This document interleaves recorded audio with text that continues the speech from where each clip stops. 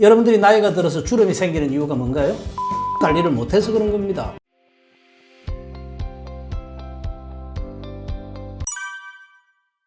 저는 이제 기본적으로 세 가지를 주장을 합니다. 이제 첫째가 뭐냐면은 이 단식을 할 때는 몸을 따뜻하게 해라. 그래서 저는 이제 가능하면 생수 단식은 반대를 하지만 그것도 생수 단식을 할 수 있는 몸은 해도 돼요. 근데 몸이 안 되는 사람이 생수 단식을 하다가는 아주 심각한 문제에 빠집니다. 그래서 생수 단식이 좋다 나쁘다 제가 그렇게 얘기를 안 합니다. 다만 초보자가 할 때는 몸을 따뜻하게 하는 단식을 하고 온수 단식을 하고 몸을 따뜻하게 하고 물도 온수라고 하는 게 몇 도씨 정도냐면 50도에서 60도. 우리가 그 녹차 마시잖아요. 그죠? 그 차 마시는 정도의 그런 따뜻함 정도. 그게 보통 50도에서 60도입니다. 그래서 따뜻함을 유지하면 좋겠다 하는 거고요. 그 호흡에 좀 집중을 해라. 호흡을 좀 길게 하고 깊이 하는 연습을 해야 된다. 이제 그 다음에 세 번째가 운동을 많이 하라는 겁니다. 단식할 때는 음식을 안 먹기 때문에 에너지 대사가 열 에너지를 만드는 양이 줄어들게 돼 있습니다. 몸에 이제 기본적으로 음식을 소화해서 열이 만들어져야 되는데 그거 안 하잖아요. 그죠? 그러면 어떤 또 에너지가 우리 몸 안에 있느냐? 하나가 전기 에너지예요. 전기 에너지라는 것은 전해질에 의해서 일어나는 거고 호흡에 의해서 만들어지는 그런 어떤 발전기라고 보시면 됩니다. 그래서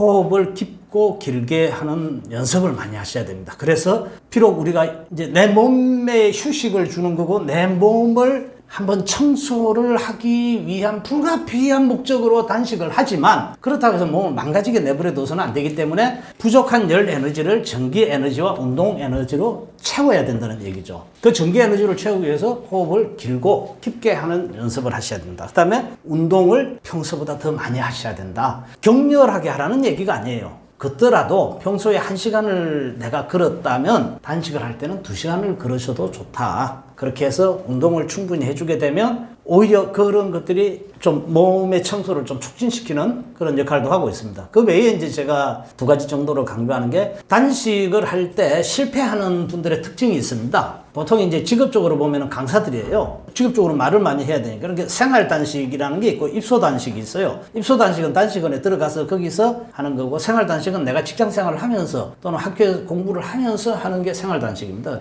생활과 단식이 같이 병행되는 건데요. 이런 경우에 강사직을 하고 있는 사람들은 말을 많이 하게 되니까 에너지 소모가 심합니다. 보통 단식에 실패를 해요. 그리고 전혀 엉뚱한 결과가 나오기도 하고 그래서 말을 많이 하지 마시라는 얘기하고 또 잠을 잘 주무셔야 된다. 살을 잘 빼고 싶다면 잠을 많이 주무세요. 푹 주무시면 됩니다. 자고 나면 최소한 아무리 못해도 1kg는 빠지거든요. 그렇기 때문에 잠을 푹 자야 됩니다. 불면증이 있는 분들은 그래서 불면증을 어느 정도 해소한 뒤에 단식을 하는 게 좋습니다. 단식을 했을 때 호전 반응에도 법칙이 있습니다. 단식의 호전 반응을 다른 말로는 명현 반응이라고도 합니다. 몸이 좋아지면서 일어나는 건데요. 자, 그러면은 이게 몸이 좋아지기 위해서 일어나는 호전 반응인지 이게 몸이 나빠지면서 생기는 병증인지를 뭘 기준으로 판단할 거냐? 그 기준은 기분입니다. 기분. 내가 아파요. 여기가 아파. 아픈데 기분은 그렇게 나쁘지는 않은 것 같아요. 그러니까 내 기분과 내 몸을 분리해서 볼 줄 알아야 돼요. 두통이라고 가정합시다. 가장 흔한 게 두통이니까요. 머리가 아파요. 현기증도 나요. 그런데 이제 아프니까 기분이 나쁘잖아요, 사람들이. 그러면 그게 두통이라는 병이 생기는 겁니다. 그런데 아프긴 한데 기분까지 그렇게 나쁘진 않아. 그냥 기분하고 좀 아픈 게 좀 별개인 것 같아라고 느낀다면 그것은 몸이 낫는 과정에서 일시적으로 일어나는 두통이다. 이렇게 보시면 됩니다. 그래서 호전 반응은 여러 가지가 있어요.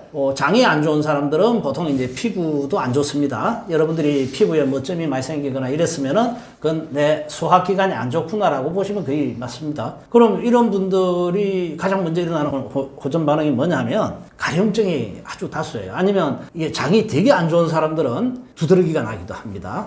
그래서 막 이것저것 막 긁고 이런 경우도 있고 그래요. 그다음에 이제 평소에 간이 안 좋았던 사람들은 아주 그 무기력해지고 피로에 찌들게 되고 이런 각각의 자기가 갖고 있던 병에 따라서 호전 반응이 다르게 나타나는데요.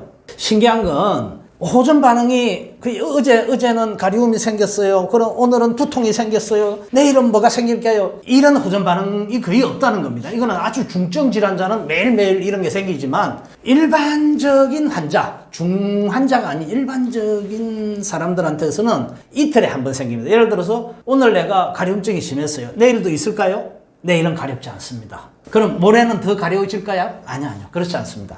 가려움증은 한 번으로 끝이 나요. 그 다음날은 더 이상 호전 반응이 없어요. 개운해요. 컨디션도 훨씬 좋습니다. 왜? 병이 나았으니까. 그런데 그게 하루뿐이라는 거예요. 그 다음날에는 뭐 두통이 생기거나 뭐가 또 다른 게 생겨요. 뭐가 하나, 그 첫날은 장이 좋아지면서 가려움증이 생겼고, 그 다음날은 야, 고생했으니까 하루 쉬어. 이거고, 그 다음날은 이제 혈압을 고쳐야 되니까 뭐 혈압을 고치는 과정에서 두통이 생긴다든가 뭐 이런 경우가 있을 수 있습니다. 그래서 호전 반응은 대개 하루 건너 하루 다른 방식으로 나타난다. 그리고 동일한 것이 반복해서 나타나지는 않는다. 다만 3일 차에 가려움증이 있었던 사람이 7일 차에 더 가려움증이 심해지거나 할 수는 있어요. 그러니까 이 주기를 고치고 나서면 더 세부적으로 들어가는 거죠. 더 세부적으로 들어가는 과정에서 또 한 번은 올 수 있지만 그 텀이 뭐 이틀, 3일 텀이 아니고 거의 뭐 5일, 7일 텀이다. 이렇게 보시면 되겠습니다. 단지 수분 관리죠.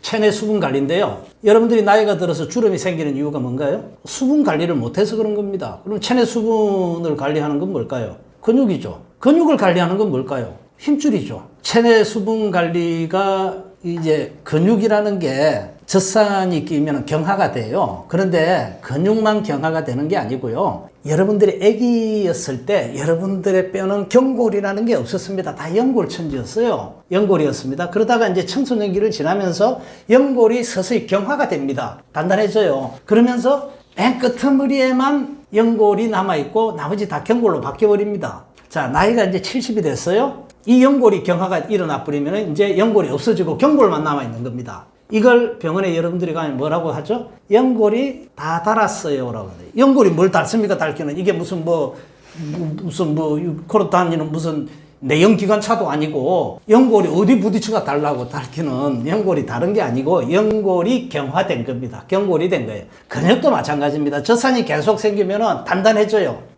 연세 드신 이제 농사 짓는 어르신이 와서 이러는데 뼈를 만지니까 되게 단단해요. 그래, 아이고, 배 단단하시네요. 그랬더니 이분이 자기 근육 좋다고 막 자랑을 하더라고. 근육 아니거든요. 근육 아니에요. 근육은 그렇게 단단하지는 않습니다. 근육은 탱글탱글하지 단단하지 않아요. 그런 것을 이제 적취라고 부릅니다. 적취. 이 배에 있는 적취라고 하는 게 그거예요. 적은 오장에서 나와서 제자리에 머물고 치는 육부에서 나와서 돌아다니는 걸 얘기합니다. 그래서 이걸 담하고 자꾸 헷갈리는 분들이 있어요. 근데 적취라고 하는 겁니다. 이런 것들이 되게 이제 복부에 있으니까 적취라고 하는 거고, 이게 그냥 그 팔 근육에 있으면 이걸 젖산이라고 하는 겁니다. 이런 것들이 자꾸 경화를 시키는 거예요. 단단하게 만드는 겁니다. 이렇게 단단해지면 어떻게 되느냐? 수분 관리가 안 돼요. 근육이 제 기능을 못하니까 수분을 못 잡아줘요. 그럼 수분이 빠져나가 버리게 됩니다.